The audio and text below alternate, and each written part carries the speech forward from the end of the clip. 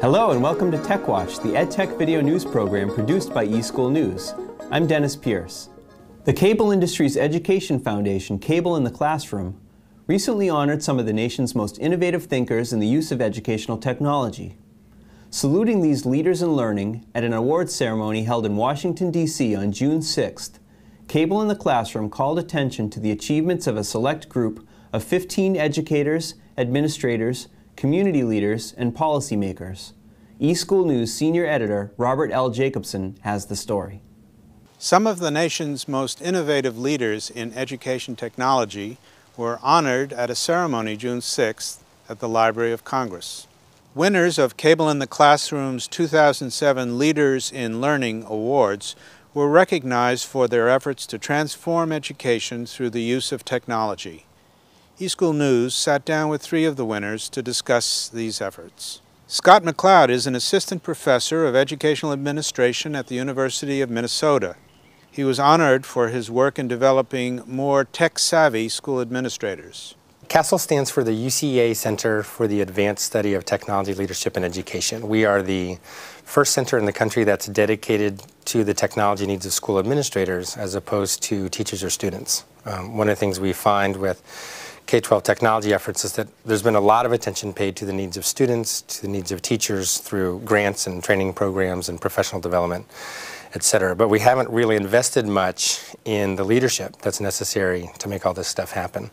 What is it about leadership in education and tech-savvy leadership that you're concerned about? I think what we're seeing across the country is that we get teachers fired up with technology. They can become very skilled, they're very talented at integrating technology into their classroom. They get excited, they want to do more. The students, of course, are living and breathing it. But then they run into these school systems and school structures that turn out to be barriers to effective use. So we essentially have leadership across the country that hasn't had much training. They don't have much knowledge. They didn't grow up with this stuff. And so they don't know how to effectively support it. They don't know how to effectively facilitate it. So when these enterprising, energetic teachers try to do things, they run smack into the brick wall of their administrators' lack of knowledge and lack of understanding.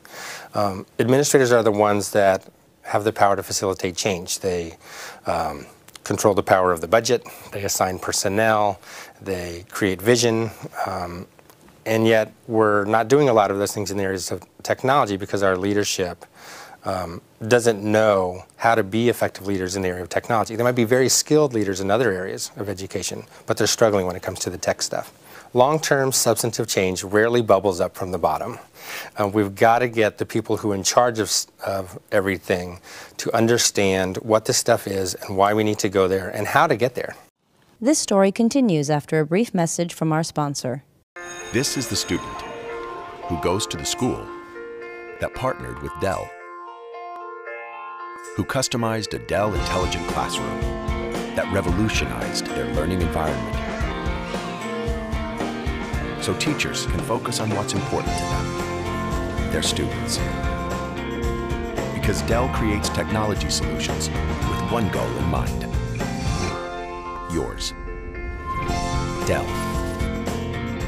Rockland, Maine entrepreneur Erin Riley is executive director of Platform Shoes Forum. Zoeys Room is an online community for girls ages 10 to 14 to creatively engage them in science, technology, engineering, and math. Even though women make up 50% of the workforce, only 20% are in these fields, and even lower for leadership fields such as, a CEO or even a senior vice president. That statistic currently is 7.8. So we still have a long way to go to really build their self-esteem, encourage leadership roles in these fields, and also continue the pipeline so that when they move into high school and college, they're actually taking more advanced classes in these fields. Tony Knapp is principal of Northridge Elementary School in Moreno Valley, California.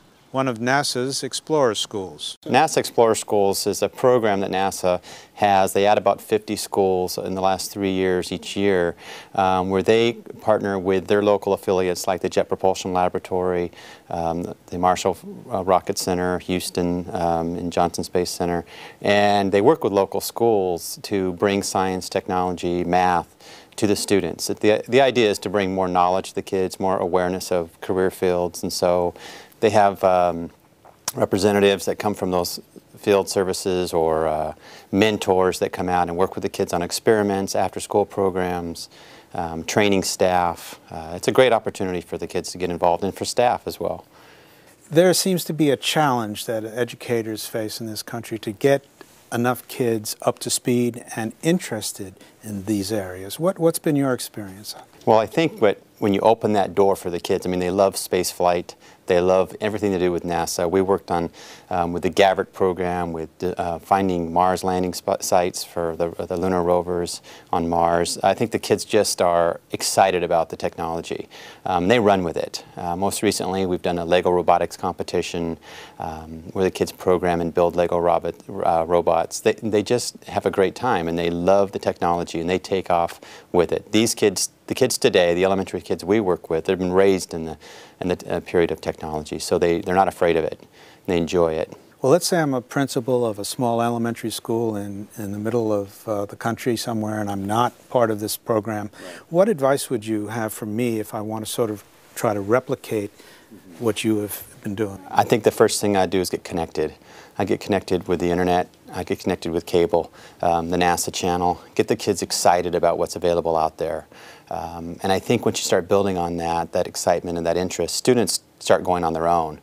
Bring those materials into the classroom, and I think you'll find that those students are, they're just easy to move in, and that they absorb the technology, they hold on to it, and they'll be asking you for it. And you just let that be your guide. For eSchool News, this is Bob Jacobson. eSN TV, your #1 source for video news and information from North America's leading EdTech publications, from the world's foremost EdTech website, the eSchool News Network, America's EdTech authority. Watch eSN TV. Encounter the field's most fascinating personalities, the innovators who are turning the old school into the e-school. Watch eSN TV. Meet notable educators, advocates, and leaders. Watch eSN TV. Get real-time coverage of EdTech's most important gatherings. Stay up to the minute. Get the EdTech news and information you need to succeed. Watch eSchool News TV.